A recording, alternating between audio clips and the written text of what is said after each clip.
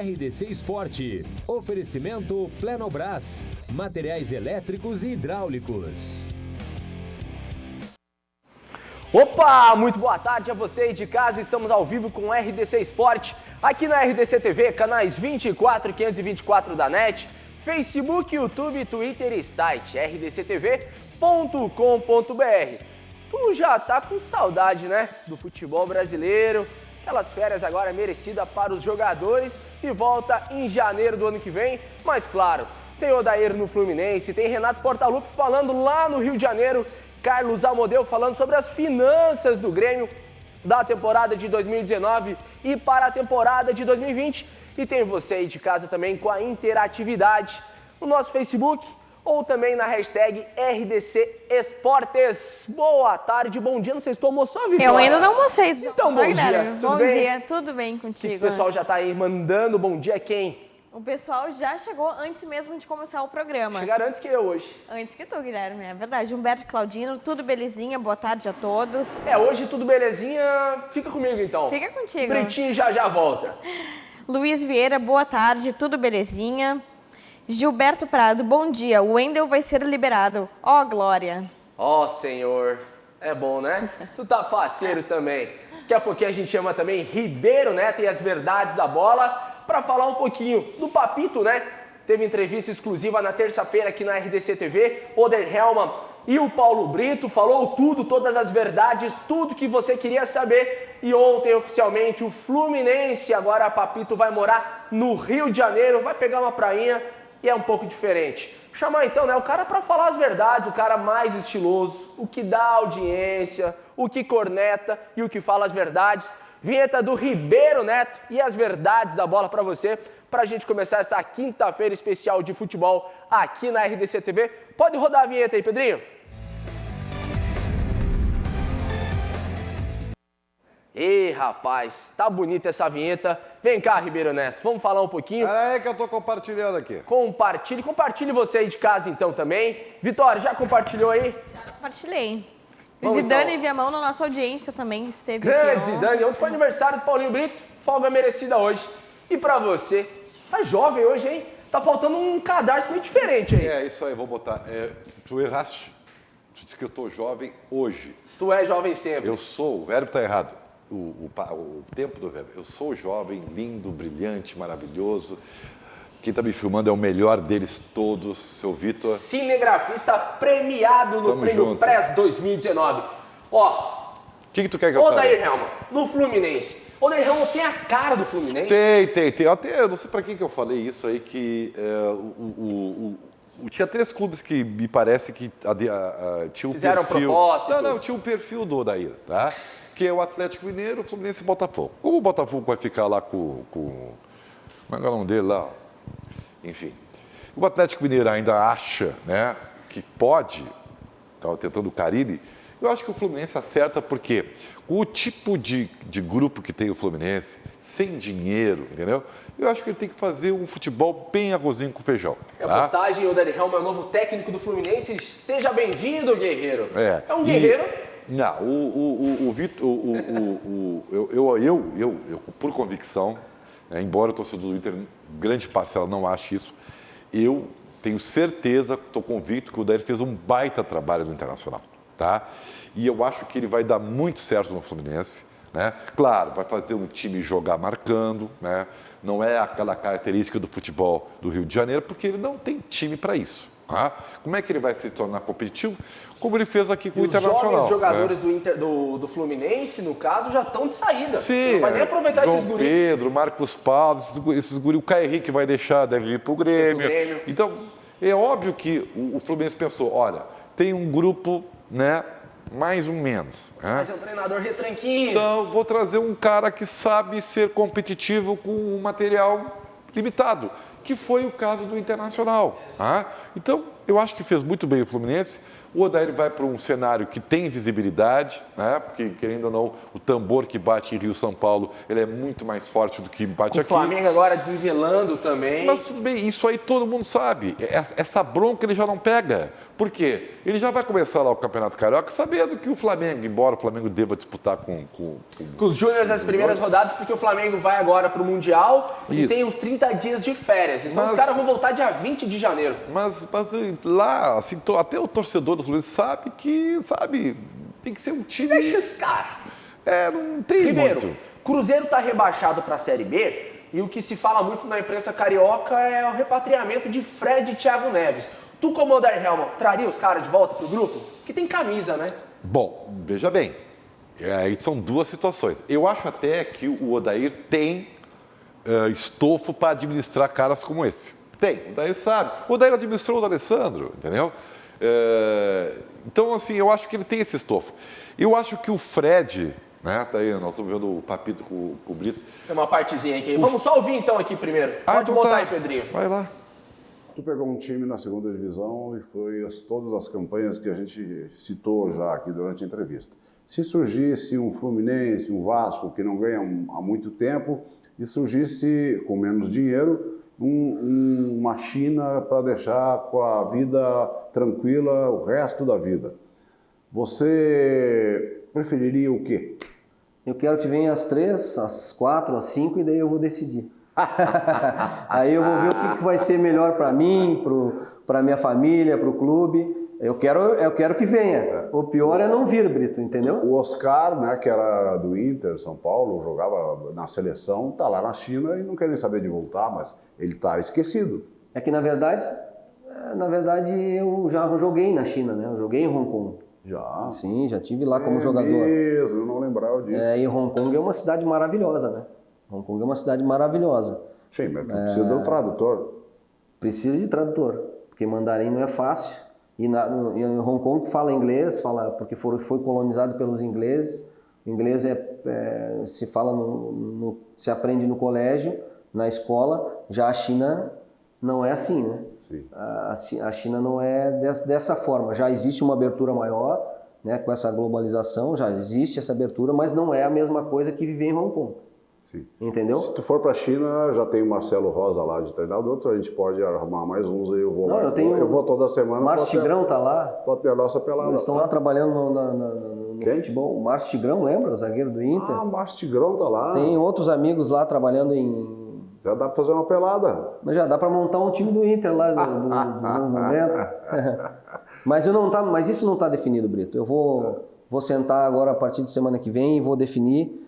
E esse tipo de decisão, ela só se for muito boa para a família, pessoalmente e profissionalmente. E aí, domingo agora, né? Agora acabou o Campeonato Brasileiro, terminou a rodada. Vamos ver o que vai acontecer no mercado de treinadores. Mas como eu te disse, se eu tiver que ficar também esperando uma oportunidade, uma boa oportunidade, vou ficar esperando porque eu sei que não é fácil fazer o trabalho que foi feito no Internacional. Eu sei o quanto. E ele definiu pelo Fluminense e acho que está muito bem. Ambas as partes se acordaram e ficam todos felizes. Tá? Então, sorte ao Papito, o cara merece, trabalhador, é bom técnico e eu acho que ele vai se dar bem lá. Tenho convicção disso. Ribeiro, e agora quem não se deu bem no Internacional ou se deu bem, quero saber a tua opinião, mas deu tchau ontem e foi meu xará, Guilherme Parede. Não fica no Internacional. E aí os jogadores que já saíram, então... Vamos lá, por partes, tá? Vamos começar com o meu xará, então. Tá. Guilherme Parede. Guilherme Parede. Olha, assim, ó, por incrível assim, o torcedor do Inter odeia o Guilherme Parede. Mas ele, na comissão técnica, tanto o Odair como o Cobalcini e o próprio Zé Ricardo, eles adoram o Guilherme Parede. Por quê? Porque o Guilherme Parede é um jovem, ele tem essa cara de velho, mas ele é um jovem ainda, e ele é um cara tático. Ele é um cumpridor de funções. E isso, para um treinador, é muito bom. Né? Então... é o artilheiro dos gols impedidos, né? Só que tem o seguinte, o Internacional, gente, e aí eu repito para o torcedor do Inter, o Inter não tem dinheiro. Não tem dinheiro. Tá? Então, para ficar com o Guilherme Parede, ele teria que... Desembolsar 1,2 milhões por 25%, não era nem 100%. Então, assim, ó, vai o Guilherme Parede... Eu não te duvido que o Guilherme Parede, como ele é novo ainda, ele possa até ser um pouquinho mais do que ele aparenta ser em termos O Guilherme de Parede técnica. voltou pro Curitiba, né? Agora essa questão do Curitiba na elite, não sei nem se o Guilherme Parede fica, porque ele tem mercado no segundo escalão, terceiro escalão europeu. É possível, mas é que aí volta o Juan Lano, que teve um desempenho razoável, né? Ele teve bons momentos, depois ficou para reserva. E é um Pra jovem grupo ainda, internacional entendeu? dá. Vai voltar o Juan Lano. Então, tchau, Guilherme Paredes, um grande abraço, Esse sucesso aqui para de você. falaram que foi o maior centroavante que apareceu no Beira-Rio em 2019. É de altura, né? De altura. É, com certeza. Olha, assim, ó, o Trellis, eu confesso para vocês assim que eu não entendo ainda por que ele veio, tá? Porque o Inter não gastou pouco com esse jogador. Tá? Em torno de 400 mil reais mensais, né? Então, assim, o Trellis tem que dar estar muito agradecido ao Internacional, porque garantiu a ele um bom Natal, uma reserva financeira para o ano que vem. Parabéns, Trellis. Não vou nem falar muito, um grande abraço, seja feliz, querido. Bruno Silva, volante, chegou agora do nada, não assim, jogou nada e foi embora. É que o Bruno Silva foi sabe quando você faz alguma coisa do desespero? O que aconteceu? O Edenilson machucou, lembram? E aí... O Dourado fora também. Então aí, se teve lá na comissão técnica do Internacional, a ideia de que o Edenilson poderia demorar ainda mais. E o Inter tinha uma quarta de final contra o Flamengo pela Taça Libertadores da América. Então o Inter não estava muito convicto de que o Nonato podia ter suporte, né, experiência para isso. Foi lá e contratou quem podia. Bruno Silva estava à disposição, foi lá e pá! Não tinha os 7 jogos no Brasileirão. O Bruno Silva, até vou dizer para vocês, tá? Ele tem essa cara de Felipe Melo aí, tá? Mas ele não é tão ruim quanto ele parece. Só que não é um jogador pro nível do Internacional. Não foi pro Cruzeiro, e não foi pro Botafogo, embora lá tenha tido bons momentos. Tchau, um abraço, Bruno Silva, não deixa saudade. Esse aqui é uma dúvida muito interessante. Eu não tenho o que dizer sobre o Matheus Gazol, porque ele não jogou no Internacional. O Matheus Galdesani, para o pessoal de casa, foi uma coisa... Eu estava na sala de imprensa esperando a apresentação oficial do Galdesani e antes da apresentação, que seria marcado às 11h30 da manhã, o Galdesani foi treinar, estourou o joelho e está até hoje.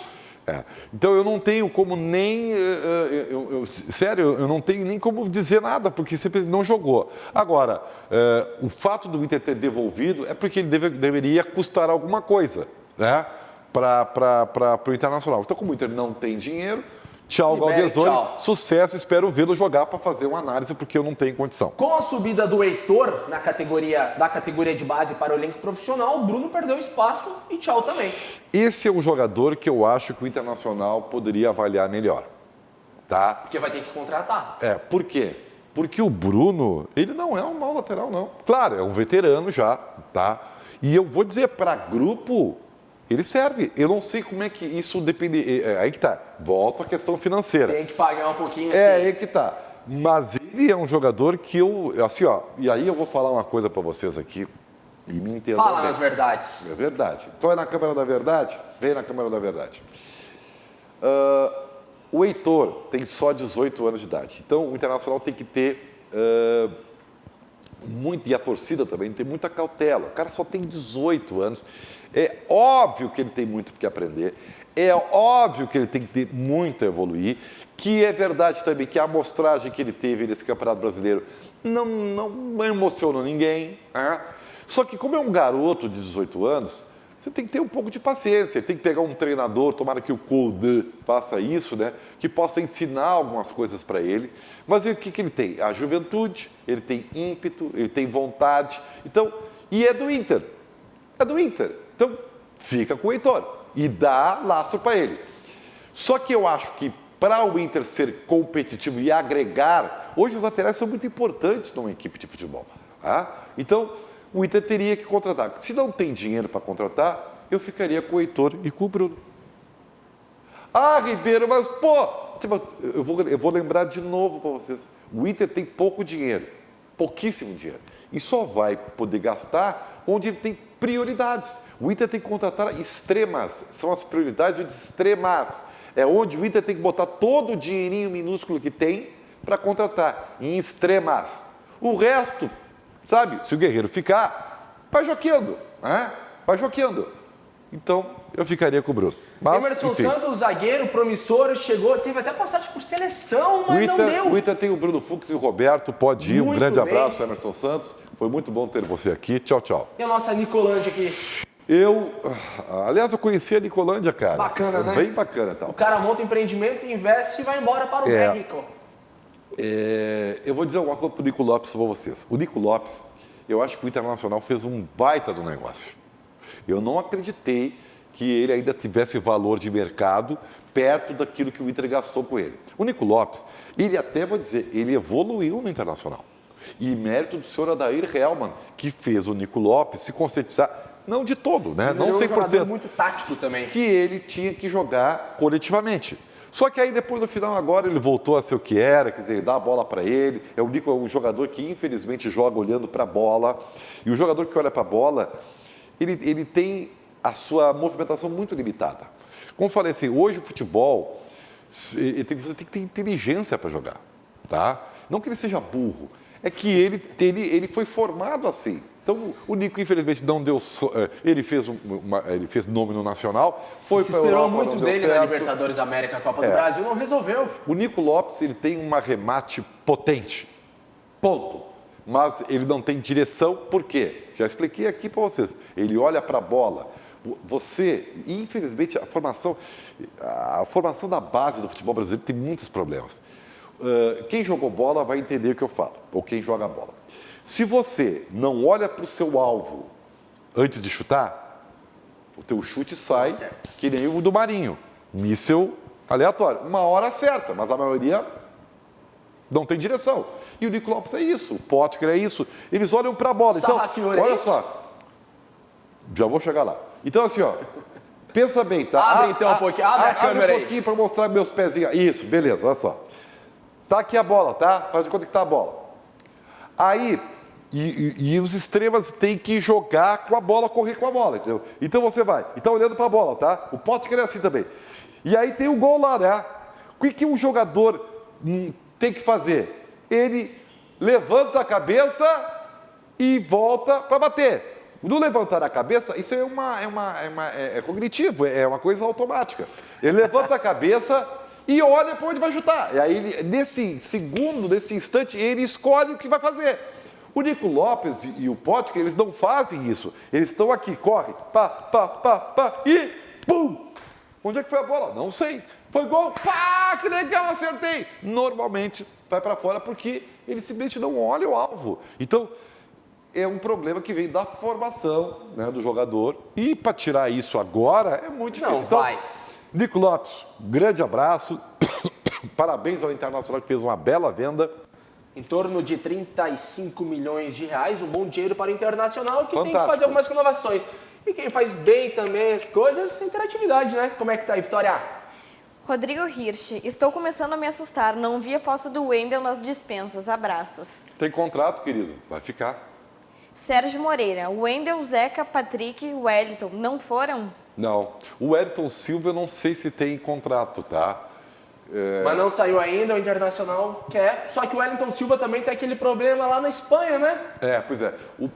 E tem que dizer, que o time dele na Espanha lá parece que fez um acordo lá. Eles estão sendo investigados lá. E pode ser suspenso. Uma manipulação de resultado, É. o Wellington Silva pode ficar 6 meses sem atuar. O Inter precisa é a prioridade do Internacional. Depois nós vamos falar do Grêmio. A prioridade do Inter são extremas. E extremas de qualidade. Vou dar um exemplo, tá? O Grêmio, por exemplo, o que mais tem é extrema.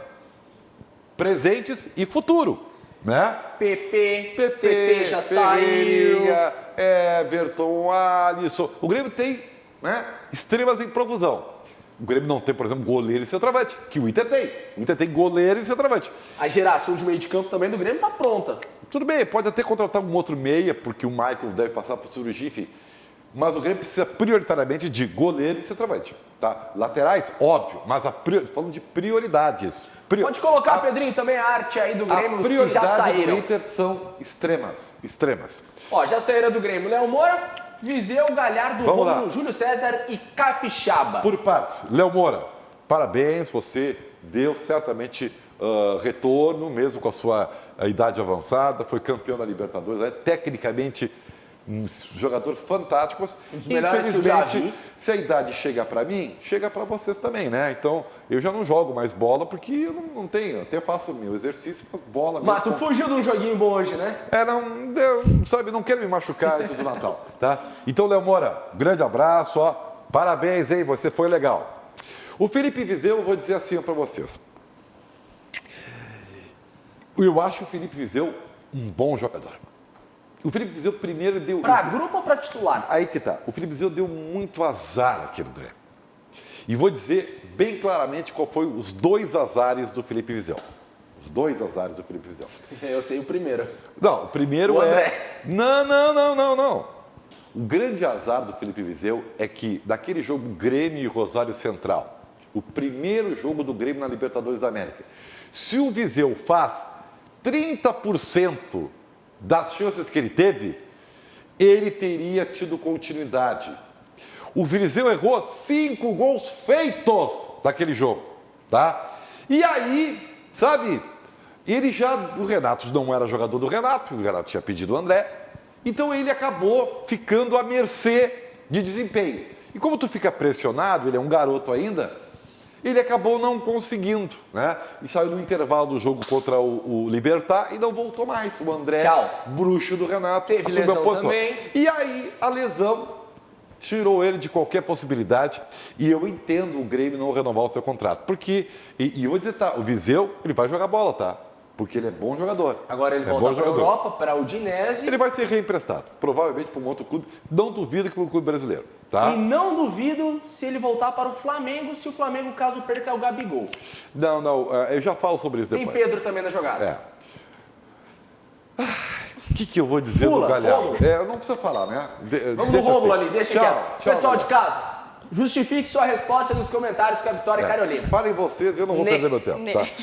O Rômulo é um jogador que no Flamengo, ele jogava bem, tá? Mas o Rômulo teve uma lesão, ou no Vasco que ele jogava bem. No Vasco que ele jogava bem. No Vasco ele jogou bem e foi até para a seleção, né? Foi no Vasco que ele jogou bem. Mas depois que ele foi do Flamengo, ele não conseguiu mais jogar, tá? Não deu certo, tá? Não deu certo. Valeu, um abraço para ti. Júlio César. Eu entendi que o Grêmio trouxe esse rapaz, porque no Fluminense, ano passado, ele defendeu tudo, porque o Fluminense também era bordoada para tudo que é canto, tá? Mas, Júlio César, tu é o cara que entregou aquele gol pro Fluminense no 5-4. Tchau pra ti, vai um abraço, tá? Juninho Capixaba, isso aí eu preciso falar uma coisa pra vocês. O Juninho Capixaba, ele, ao contrário do Viseu, teve muita sorte esse ano. Por quê? Porque ele veio, estava emprestado, e aí ele pegou o Campeonato Gaúcho e se fartou fazendo gols. Quase virou artilheiro. E tal, sei o quê. Então ele aproveitou o Campeonato Gaúcho, a definição da sua continuidade ou não, e fez com esse desempenho um Grêmio contratá-lo. O Juninho Capixaba é, por incrível que pareça, muito jovem ainda. Ele tem só 22 anos de idade. Ele já saiu mesmo? Tá nos processos, Pedrinho. Depois é uma confirmada aí no ponto. Eu acho que ele não saiu, porque ele foi contratado pelo Grêmio. Ele tem contrato, viu? Mas apareceu com o Pedrinho. Mas ele fica. É muito garoto ainda, tá? Tem espaço pro time. Se tiver alguém que ensine ele a fazer algumas coisas básicas, como cruzar, por exemplo, ele poderia ficar uns 3 meses na pré-temporada só aprendendo a cruzar. Ele já seria uma grande coisa. Então, se tem contrato, fica com ele aí. Vai. Se aparecer alguém querendo comprar, vai. Mas, então, basicamente... Mensagem do Pedro Henrique. Guilherme Paz e Ribeiro, o que vocês acham da possível vinda do Caio Henrique, lateral esquerdo do Fluminense, para o Grêmio? Bom, chega a farda. Assim, o Caio Henrique, ele é um jogador que ele apareceu no Paraná como meio-campista, tá? E não é raro os meio-campistas virarem laterais, como o inverso é verdadeiro também. Tá? E aí, o Caio Henrique teve uma excelente temporada no Fluminense. Teve, sim. Diz o Tite que é jogador para a seleção daqui a uns anos. Eu duvido. Eu não acho. Se tivesse que escolher entre Caio Henrique e Jorge, que são os jogadores especulados, eu ficaria com o Jorge. Jorge, lembrando do Santos, tá, pessoal? Ex-Flamengo. Por quê? Ex-Flamengo. Pela experiência? Pela experiência, eu acho que ele é mais jogador que o Henrique. Mas tudo bem. o Grêmio tem que contratar um lateral esquerdo, porque o Cortez, com toda a admiração que a gente tem pela figura do Cortez, pela família dele, que é o maior barato, entendeu? Pela identificação, um cara legal. Mas o Cortez, ele não pode ser titular do Grêmio que quer ser de novo campeão da Libertadores. Mas por quê? O Cortez foi um dos jogadores que mais evoluíram também. Mas ele não consegue aprender a cruzar, cara. E ele não sabe cruzar uma. Você, por favor, amigo, torcedor do Grêmio, se você conseguir citar um cruzamento certo do Cortez... Dois. Um ele deve ter, cara. Eu não me lembro. Eu não me lembro. Mas se você conseguir, diga pra cá que eu seria o primeiro a reconhecer. Bom, esse aí ele acertou. Cara, o Grêmio precisa contratar os 2 laterais. Repito, as prioridades do Grêmio são goleiro e centroavante. Mas é óbvio que se o Grêmio quer realmente se alçar a títulos importantes, tem que contratar 2 Só laterais. lembrando também que na lateral direita, então, saiu o Galhardo, saiu o Léo Moura e o Léo Gomes, jovem promissor que possivelmente será titular ano que vem, só em maio por conta da lesão. Hoje o Grêmio, então, não tem lateral. O Vitor Ferraz, que é um jogador que está sendo muito especulado, me serve. Né? É um cara diferenciado intelectualmente falando, e isso aí para lateral é muito importante. Fez um bom campeonato, é bom jogador, serve. Pessoal de casa, só para lembrar vocês que daqui a pouquinho tem entrevista com Renato Portaluppi e também Carlos Amodeu, que é o CEO do Grêmio. Teve um evento na semana passada, no sábado, GIF Brasil, muita interatividade, o pessoal do interior, da Avenida, do Caxias, do Pelotas, falando sobre gestão. Fernando Carvalho, ex-presidente do Internacional, o Amodeu também falou. Então daqui a pouquinho vocês vão conferir essa entrevista. Ela é um pouquinho longa e vai para o final do programa. E o pessoal de casa, Vitória?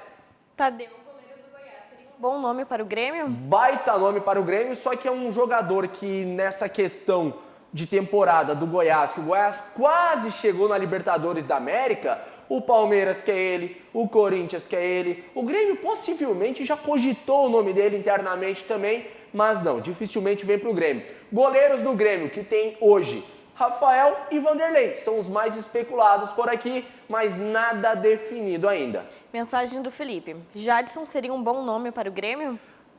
Posso até discordar do Ribeiro Neto, acredito que não, muito experiente, vamos chamar assim, jogador muito caro para o Grêmio. É uma função que o Grêmio tem jovens promissores na categoria de base.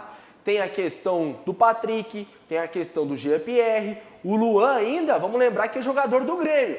O Jadson teria que entrar nessa função. Na mesma característica do Thiago Neves também.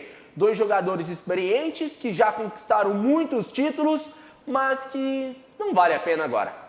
Leonel Soares. Vitor Luiz, lateral do Palmeiras, seria o nome para acabar com o terror da lateral esquerda do Inter? Nessa questão do Palmeiras, no caso, o Palmeiras agora vai ter reformulação de elenco. O diretor executivo de futebol lá está sendo apresentado, Dona Leila diz que não vai botar tanto dinheiro em vários reforços, na gestão Alexandre Matos, mais de 86 jogadores contratados, muita gente vai sair lá, um deles também é Rafael Veiga, que está atuando lá, pode aparecer no tricolor gaúcho. Mensagem do Douglas. O que acham da troca de Luan por Fagner do Corinthians? Fagner está indo pro esporte. Isso mesmo. Vai jogar na Europa o Fagner, lateral de Copa América de seleção brasileira, sem chance de vir para o Grêmio, mas olha, seria um bom nome para lateral do Grêmio sim, e o Luan para o Corinthians, né? Ele que jogou na Arena Itaquera, no Itaquerão, essa semana, errou pênalti lá e deu umas entrevistas um pouquinho polêmica, e Renato Portaluppi daqui a pouquinho falar sobre isso também. O Grêmio precisa de 2 laterais urgentes, já que até 2020 o Leonardo Gomes está lesionado. Isso mesmo. Vamos ver. Felipe, fica Guerreiro, manda embora mais alguns e aumenta o salário do homem. Essa questão lá do Guerreiro, volta aqui então, Ribeiro Neto. Essa questão do Guerreiro é um pouco difícil, porque teve eleições do Boca Juniors, 3 candidatos à presidência do Boca falaram que o centroavante do ano que vem era o Guerreiro. 2 prometeram Felipão. O que aconteceu? A chapa onde tinha Juan Riquelme, não é o Riquelme. Juan Riquelme. Ele ganhou, ele é o vice da chapa e ele prometeu Guerreiro, centroavante da Libertadores 2020 com a camisa do Boca. Olha, a multa é baixa. É muito baixa. 19 milhões de reais. 19 milhões. Então, assim, porque tem o Vélez Sarsfield agora tentando contratar o Guerreiro. Eu acho que está muito... Sabe quem está na mão essa decisão? Não é nem do Guerreiro. O Guerreiro tem no seu staff, tipo, conselheiros, amigos e tal, um cara que, na minha opinião, tá interferindo muito nisso aí, que é o técnico da seleção peruana, que é o Argentino Gareca, tá? E ele quer que o Guerreiro jogue num time mais competitivo. Não fiquem bravos, colorados. O Uma Gareca coisa que pode quer que o acontecer- Guerreiro jogue num time melhor. Imagina tá? o Internacional caindo numa pré-Libertadores. Daí é um dos melhores centroavantes da América. Vamos brincar aqui do mundo também. Não vai jogar Libertadores América, não vai jogar nada. Jogar Bom, Copa do Brasil. Então assim, não se fie no negócio de que ele tem contrato para cumprir. Esqueçam aí, um jogador de futebol que tem a possibilidade de definir o seu futuro, tá? E o Guerreiro, o meu medo é que não saiu a definição dele ainda, tá? Então, quanto mais tempo demora, na minha opinião, maior é a chance dele sair, sabe? Mas vamos lembrar que tem lance de craque e o Guerreiro vai jogar contra o D'Alessandro. Então até o Natal ele tá em Porto Alegre. Isso, bom. Isso é bom. Tá bem. Ele vai conversar com o Cudê no lance de craque. Daqui a pouco pode ter essa definição. Não sei o tamanho da importância do Cudê nisso, né? Cudê já deve ter ligado para ele. Já. Isso aí não se Assim espera. como o treinador do Boca e do Vélez. Então, olha, eu tô assim, ó, pisando em milho nessa aí, tá? Tô, sabe? Nesse caso do Internacional, a gente sempre fala dos jovens da base do Grêmio. Tem o Isaac, no caso, jogou de centroavante, mas não é da função. Tem o da Silva. O Internacional tem o Pedro Lucas. Tu ficaria com o Pedro? Não tem espaço pro ano que vem pra Gauchão? O Pedro tá indo pro Santa Cruz de Recife. Tem né? essa questão. Não... Só que tem a renovação do Sobis. O Inter não tem Não, centroavante sobe mais. tchau. Tchau. Vai embora, bora. Não, assim, ó. Aí Vai você ficar com quem? É que você toca num ponto que eu quero dizer para vocês, já falei en passant ontem, assim. Esse negócio de base não é tudo isso que a gente está ouvindo aí. Tipo, tem que aproveitar a base. Tá. Vamos pegar o Grêmio, que a base é muito festejada. Faz o seguinte, na base do Grêmio, você aí de casa, hoje tem semifinal de Copa Ipiranga. Grêmio Atlético Paranaense É à hoje? noite. Hoje? Quinta-feira, né? Não é amanhã? Já me perdemos então. Mas assista o jogo, que não vai achar jogador suficiente para grupo. Eu vi, eu tenho acompanhado a base do Grêmio e a base do Inter em várias competições. Então eu posso dizer... Amanhã, porque o Atlético ganhou ontem. Aí, dia de viu? folga. Tá. Desculpa. Por essa amostragem que eu tenho. Então, assim, ó, eu já repito, o Grêmio tem extremas. O Grêmio tem extremas. Tá? E não tem mais nada. O Grêmio tem extremas e não tem mais nada. Assim, o mais nada fica assim no popular. Rodrigues, daqui uns 2, 3 anos. Pode ser o Juan, sabe, laterais eu não vi ninguém assim que me chamasse a atenção. O Friso também daqui um ano. Não, sabe, porque os dois da Sub-17 podem demorar um tempinho para te ver, né, o Diego Rosa e O Pedro. Agora o Grêmio tem o Léo Chu, que é bom jogador, tem o Jonathan Léo Robert. Chu, que pertencia ao Curitiba e o Grêmio tá na... Jonathan Robert, que é bom jogador, Então, assim, o Grêmio tem alguns jogadores de extremas que dá para apostar. Tá? Agora, goleiro... Esquece. Vamos trazer. Com todo o respeito, Ribeiro tem que Neto, contratar. você tá agora nessa função. Vamos pensar só no Internacional. E vou dizer para vocês com todo o fato que eu posso estar errado. Tomara que eu esteja errado, porque 1 ou 2 podem encher minha boca de formiga. Tá? Mas assim, ó, a rigor, eu não vi nada daqueles que já estão aí, como Nonato, Bruno Fux, tá? E lembrando que o Nonato também veio pronto, né? Tava no São Caetano, veio Eu pronto. vou deixar um pontinho de interrogação em termos do Praxedes, que eu não vi muito ainda. E o João? Que João? Peglow. O Peglow sim, mas o Peglow só tem 17 anos, gente. Então, o Peglow vai treinar, mas calma com o Peglow, tá? Eu digo assim, para chegar e tá...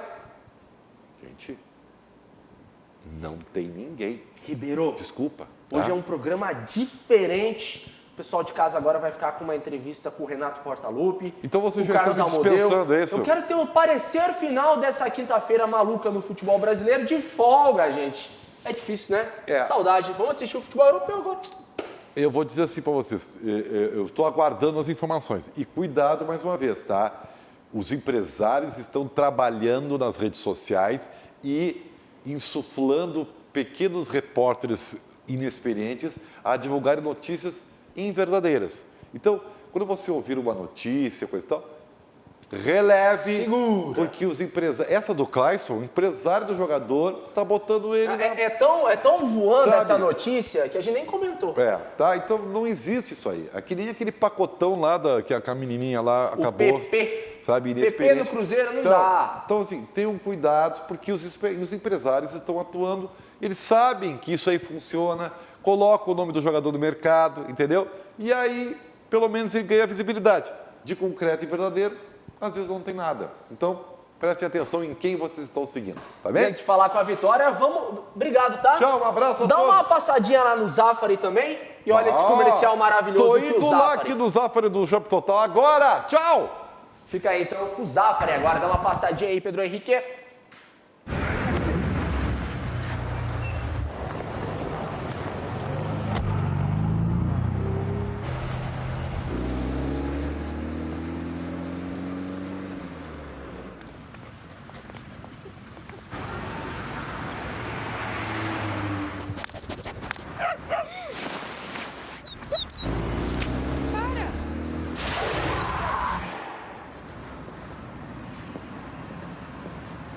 Oh, happy day. Oh, happy day. When Jesus washed. When Jesus washed. He washed my sins away. Oh, happy day. Oh, happy day. Oh, happy day. When Jesus washed. When Jesus washed. Oh, happy day.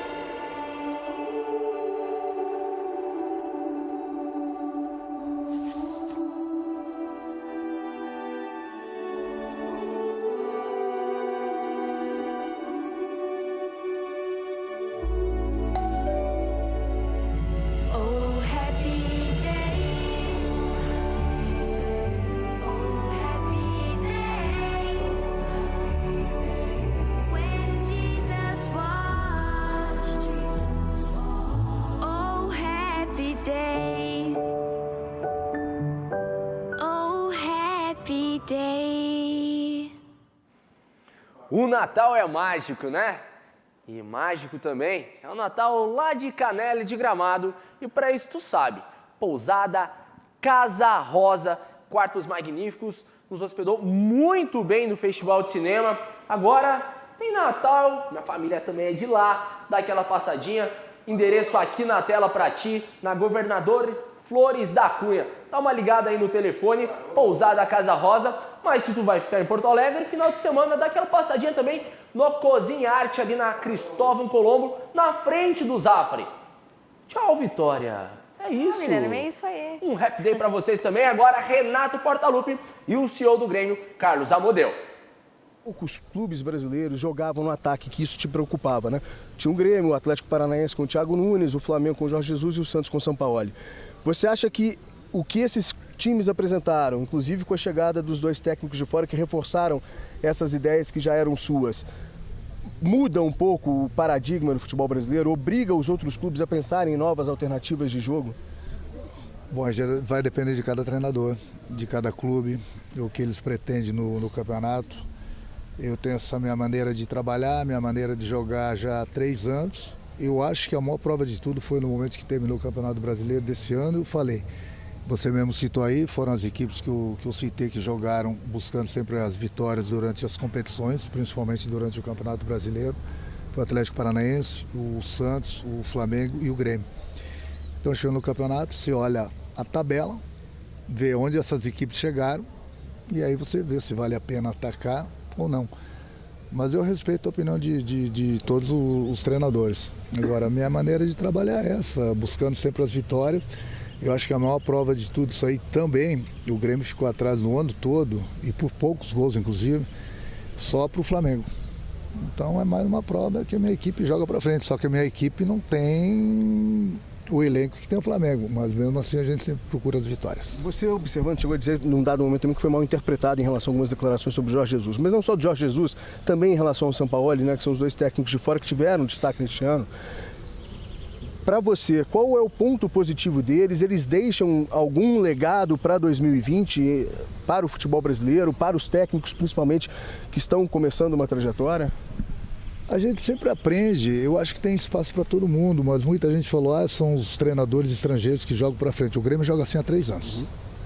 Entendeu? Eu não estou tirando os méritos de ninguém, mas o Grêmio sempre jogou sob o meu comando, sempre buscou as vitórias.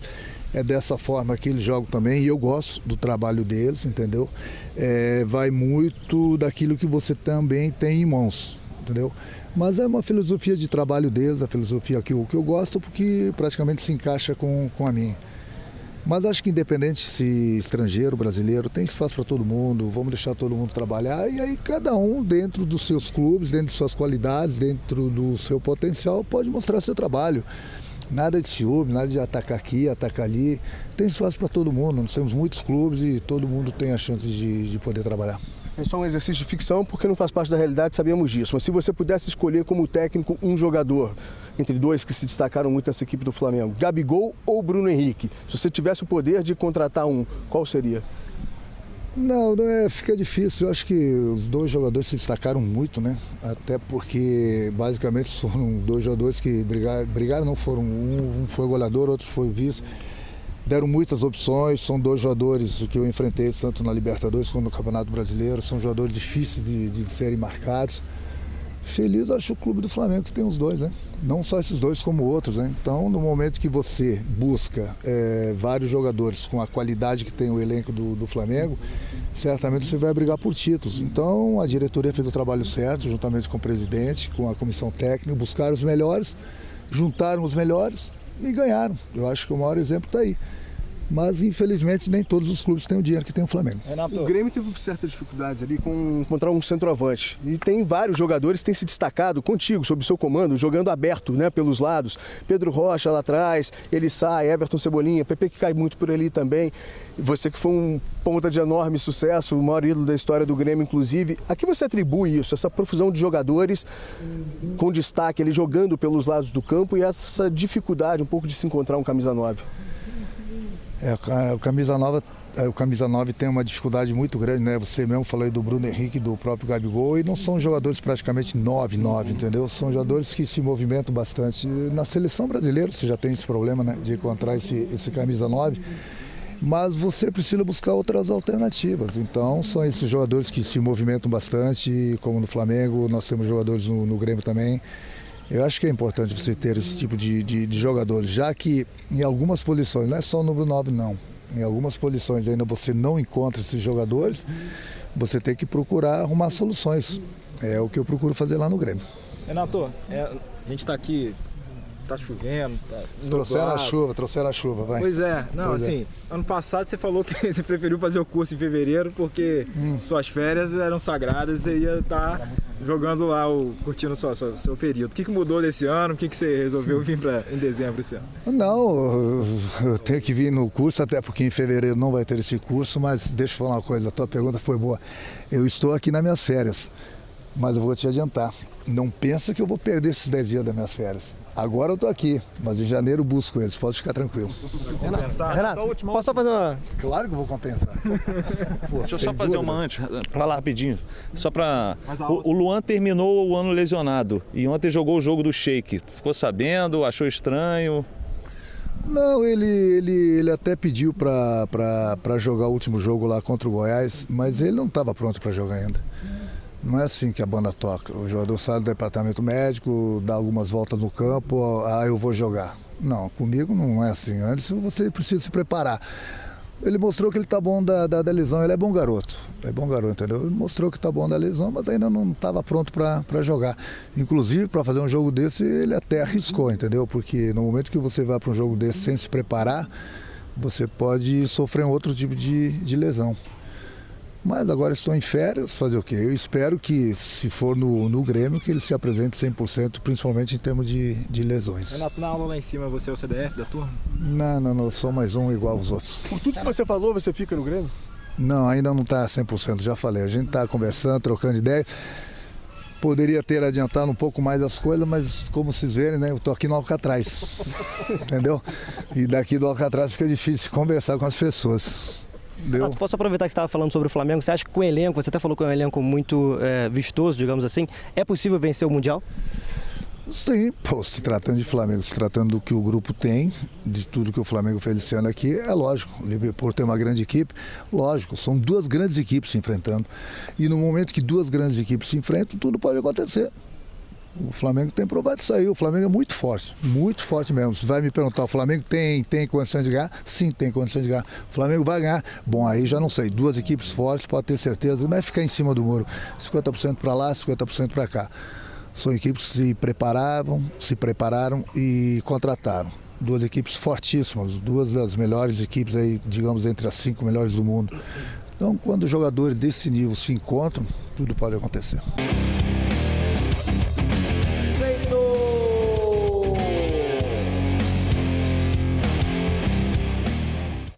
Então, ao meu lado, o Carlos Amodeu, CEO do Grêmio. Carlos, fala um pouquinho pra gente sobre o papel do CEO, porque normalmente a gente já atrela muito a resultados, mas tem todo um planejamento por trás de visão, de missão, de estratégias. Então, fala um pouquinho sobre o papel do CEO. Perfeito. Bom dia, tudo bem? Primeiro, eu queria parabenizar a organização do evento pela iniciativa. É sempre super importante falar sobre gestão, sobre inovação. São temas super importantes na questão do futebol brasileiro. O papel do CEO no clube de futebol, ele é um papel bastante sensível no contexto de organizar. O CEO ele é o grande coordenador, eu diria, do processo de gestão operacional do clube como um todo, em todos os seus subsistemas, que vão desde a questão do marketing, passando por todas as áreas administrativas e também no futebol, que afinal de contas é o nosso principal negócio. Quando me refiro no papel de coordenação do futebol, me refiro especificamente à questão dos processos do futebol, né? Por quê? Porque tudo isso tem que estar organizado dentro de um contexto maior do clube, que é o planejamento estratégico, como você disse, né? Que vem do Conselho Deliberativo, que é estabelecido e definido em ações, em objetivos estratégicos pelo Conselho de Administração e que cabe a nós, executivos e profissionais do clube, sob a coordenação do CEO, né? Executar todas essas questões, seja em cada uma dessas diferentes áreas que eu acabei de colocar. Então, o papel do CEO, um dos papéis do CEO é coordenar todos esses processos executivos do clube, os processos financeiros, os processos administrativos, os processos internos relacionados ao futebol, as questões macro e as diretrizes sobre as questões de marketing e assim por diante. Um outro papel importante do CEO é fazer a interlocução de todos esses processos com os gestores políticos do clube, né, também, e com o Conselho de Administração, que são efetivamente o presidente e os 6 vice-presidentes eleitos. Então, cabe ao CEO prestar contas de todas as suas ações, seguir as diretrizes que eles determinam na execução da gestão do dia a dia do clube, também prestando contas ao Conselho Deliberativo e ao próprio Conselho Fiscal, que é o órgão fiscalizador da gestão. Ou seja, há uma série de tarefas, uma série de atribuições bastante diferentes ao papel do CEO no clube de futebol, que ainda é um papel novo, é um papel de trazer as melhores práticas de gestão para dentro dos clubes de futebol, trazer uma visão atualizada, moderna e, sobretudo, responsável dentro do contexto da gestão dos clubes de futebol. E você falou muito sobre o equilíbrio entre paixão, política e cultura, a cultura ali do clube, esses 3 pilares. Fala um pouquinho sobre como equilibrar esses 3 pilares, paixão, política e cultura. Eu diria que isso é uma arte, né? Na verdade, quando a gente comentou sobre isso, a gente falou sobre cada decisão que um executivo no clube de futebol toma, né? Ele tem reflexo num desses 3 vetores, que são os vetores essenciais de cada um dos clubes de futebol. Todos os clubes, eles são movidos pela paixão dos torcedores. Como eu disse, a bola bate na trave, no domingo e sai, tá tudo errado, a bola bate na trave, no domingo e entra, tá tudo certo, né? As coisas não são assim, mas na paixão do torcedor, elas são postas dessa maneira. Então a gente precisa administrar o clube tendo a percepção de que, no caso do Grêmio, mais do que 8 milhões de torcedores, eles são movidos essencialmente pela paixão, e tudo aquilo que a gente faz tem um reflexo na paixão. Política, todos esses clubes são essencialmente políticos, a gente tem aí sempre pessoas ou grupo de pessoas, organizados ou não em grupos políticos, que buscam o poder no clube, então cada ato de gestão tem de novo um reflexo nesse quesito, que é o quesito da política, porque você pode agradar ou desagradar determinada corrente política dentro do clube, né, em cada decisão que você toma. E a cultura interna também é uma cultura muito, muito forte, né, e quando você traz metodologias novas, você mexe na cultura atual, você mexe nos processos atuais, tira as pessoas da zona de conforto, você enfrenta também esse obstáculo. Equilibrar esses três processos é bastante delicado, é bastante sensível, mas eu acho que o mais importante não é a gente buscar o equilíbrio entre todos esses pontos.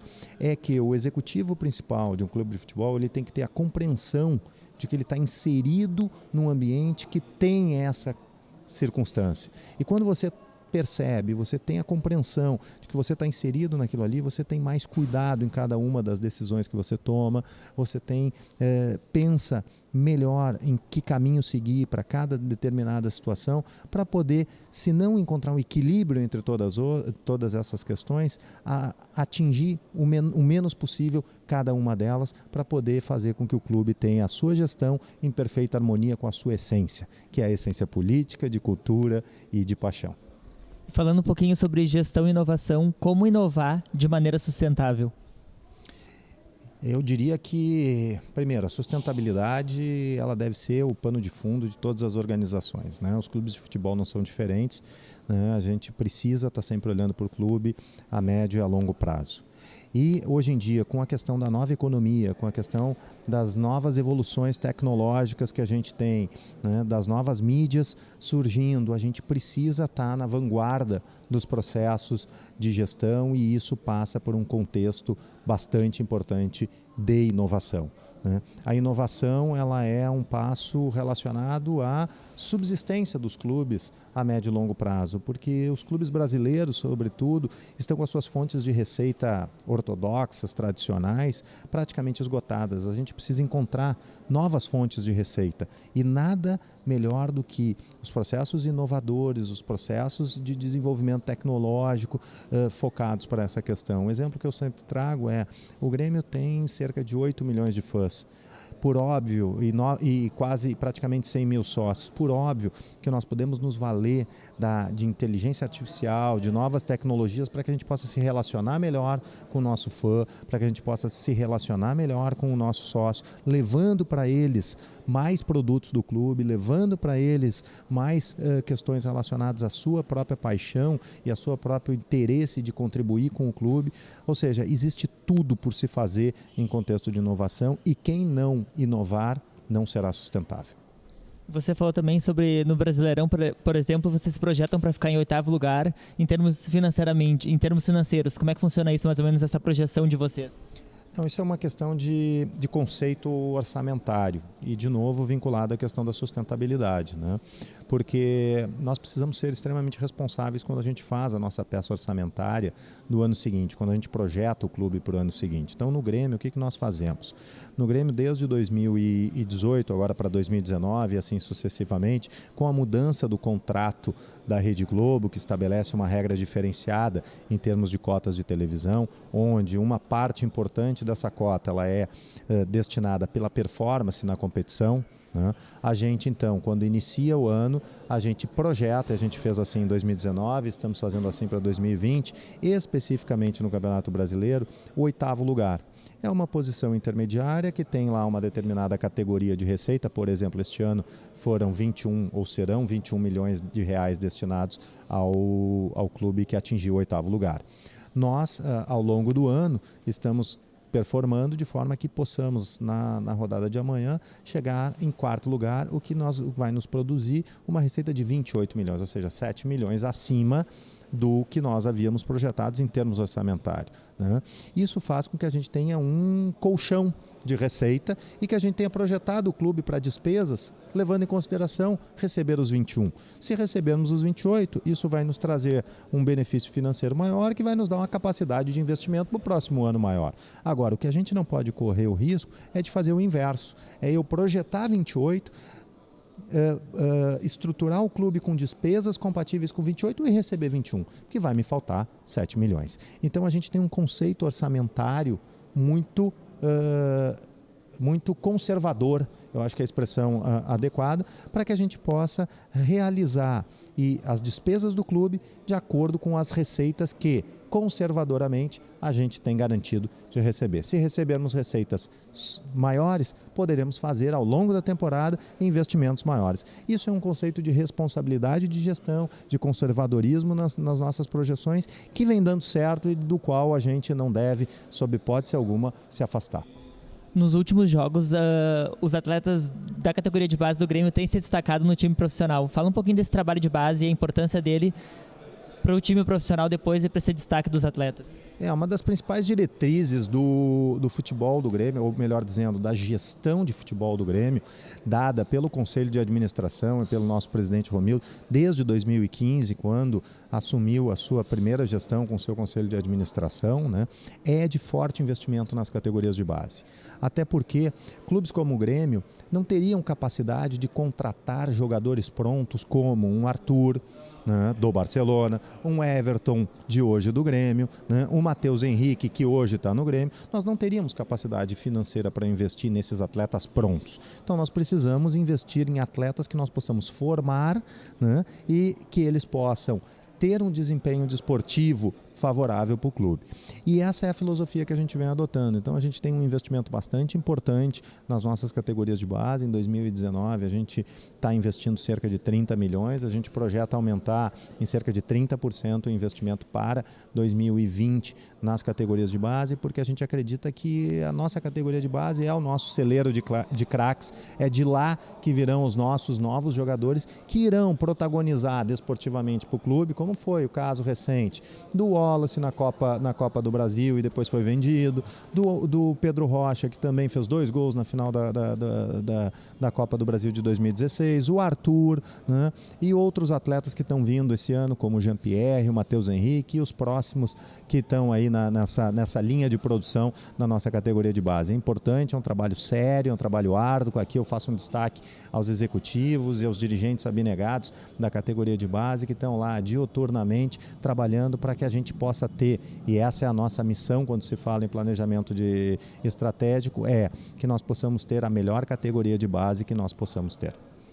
Perfeito, então só para encerrar, planos para 2020?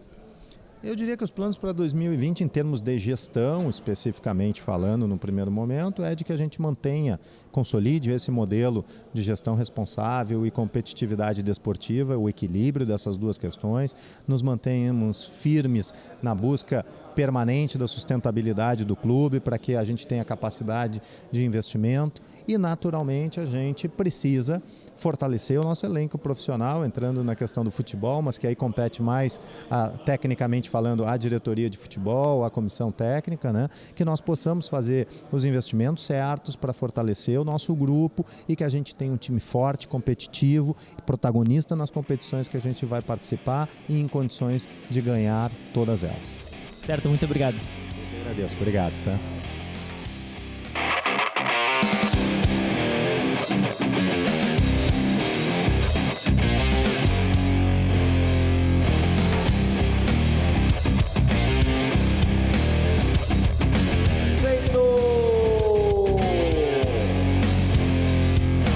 RDC Esporte. Oferecimento Plenobras. Materiais elétricos e hidráulicos.